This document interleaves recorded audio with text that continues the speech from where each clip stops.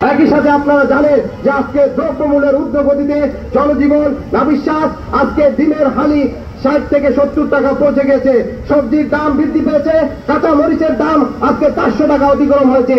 আজকে সেই দ্রব্যমূল্যের ঊর্ধ্বগতি নিয়ন্ত্রণের জন্য আজকে নাগরিক কমিটি এই সমাবেশ করেছে। একই সাথে আপনারা জানেন গত অভ্যুত্থানের পরবর্তী থেকে আজকে বাংলাদেশ বন্যা আক্রান্ত হচ্ছে, উত্তরবঙ্গে বন্যা আক্রান্ত হচ্ছে। তার পূর্বে আমরা দেখেছি ফেনী, কুমিল্লা বন্যার পানিতে প্লাবিত হয়ে গেছে। ফলে আজকের এই সার্বিক নাগরিক কমিটির যে দাবি, সর্বশেষ সমাপনী বক্তব্য রাখবেন জাতীয় নাগরিক কমিটির আহ্বায়ক জনাব নাসির উদ্দিন পাটোয়ারি।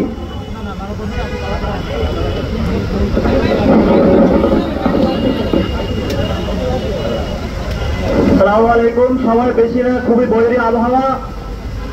উত্তরবঙ্গে বন্যা হচ্ছে, খুবই বাজে পরিস্থিতির মধ্যে দিয়ে জনজীবন বিপর্যস্ত হচ্ছে। আমরা সরকারের কাছে আহ্বান জানাচ্ছি, আমাদের যে অতীত শিক্ষা রয়েছে ফেনী থেকে, সেখানে রাষ্ট্রীয় যে সংস্থাগুলো রয়েছে সেগুলোকে আমরা অকার্যকর দেখেছি। ফেনীর মানুষের জীবন এখনো পুনর্বাসন হয়নি, তার মধ্যে উত্তরবঙ্গের মানুষের উপর একটি ভয়াবহ বন্যা নেমে এসেছে। সরকারি যে সংস্থাগুলো রয়েছে, ইনস্টিটিউশন গুলো রয়েছে, আমরা তাদেরকে অতি সত্বর উত্তরবঙ্গের যে বন্যা পরিস্থিতি তাকে মোকাবেলা করার জন্য আহ্বান জানাচ্ছি। সম্মানিত দেশবাসী এবং সাংবাদিক বন্ধুগণ, আপনারা জানেন যে আজকে 2 মাস অতিবাহিত হয়েছে, কিন্তু আমরা শহীদদের পুনর্বাসনের কোন উল্লেখযোগ্য বাস্তবায়ন সমাজের চোখে এখনো দেখতে পাইনি।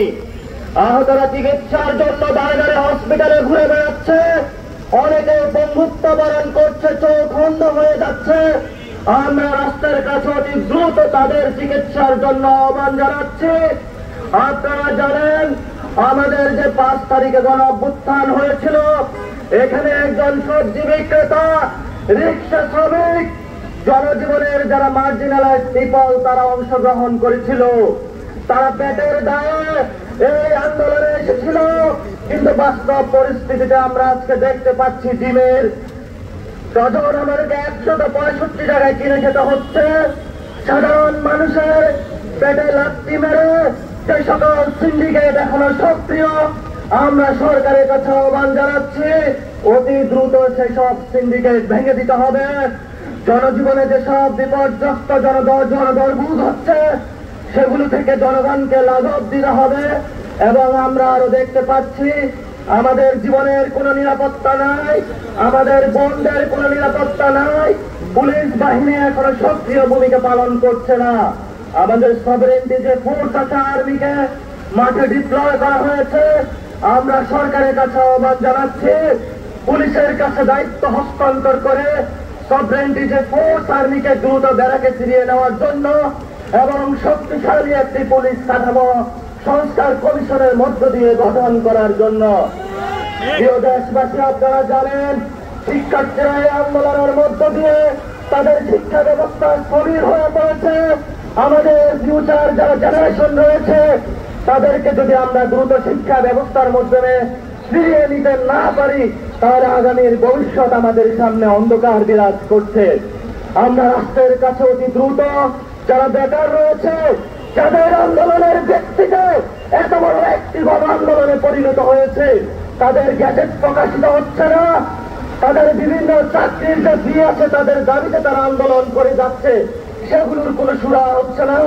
আমরা দ্রুত সরকারের কাছে আবেদন জানাচ্ছি বেকারদের পেটে লাথি মারবেন না, যারা প্রান্তিক জনগোষ্ঠীর মানুষ রয়েছে তাদের পেটে লাথি মারবেন না।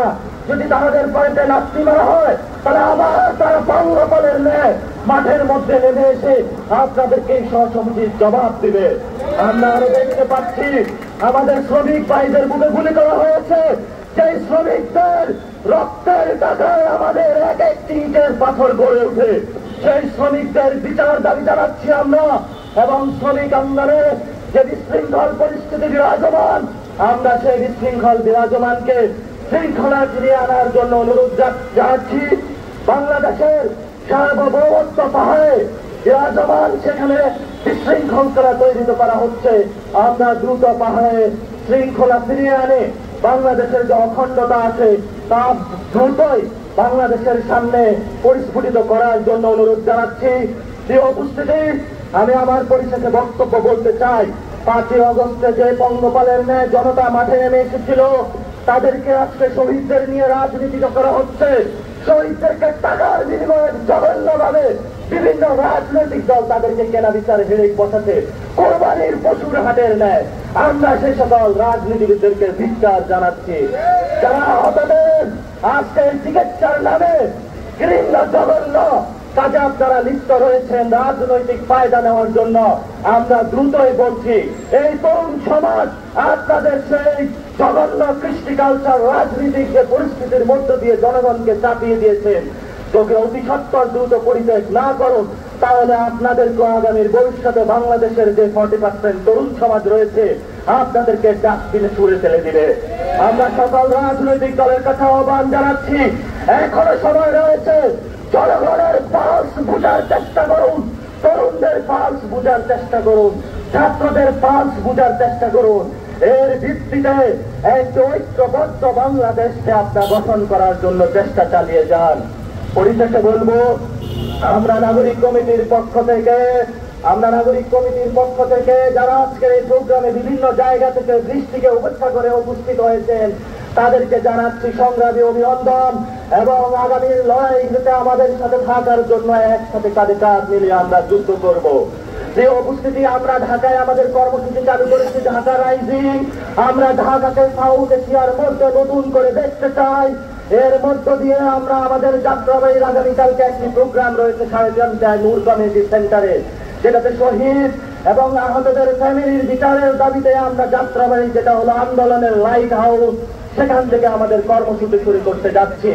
এবং পুরা ঢাকায় আমরা একসাথে ঐক্যবদ্ধভাবে গুছিয়ে আগামীর মিছিলে রাজপথে পায়ে পায়ে দলে এই সকল যারা পেশিবাদী শক্তি রয়েছে তাদেরকে উৎখাতের মধ্য দিয়ে নতুন একটি রাজনৈতিক ব্যবস্থা বন্দোবস্তের মধ্য দিয়ে বাংলাদেশকে একটি বিশ্ব দরবারে হাজির করার জন্য সবাইকে নাগরিক কমিটিতে ঐক্যবদ্ধভাবে কাজ করার জন্য আহ্বান জানিয়ে আজকে আমি আমার বক্তব্য শেষ করছি। সকলকে ধন্যবাদ, যারা সাংবাদিক, বিভিন্ন যারা শহীদ ফ্যামিলি এসেছেন, সংগঠক এসেছেন, বিভিন্ন যারা রাজনৈতিক দলের মেম্বাররা এসেছেন, সকলকে জানাচ্ছি ধন্যবাদ এবং আগামীর পথে আপনারা লড়াইতে একসাথে থাকবেন এই বলে আমি আমার বক্তব্য শেষ করছি। ধন্যবাদ সকলকে। আসসালামু আলাইকুম।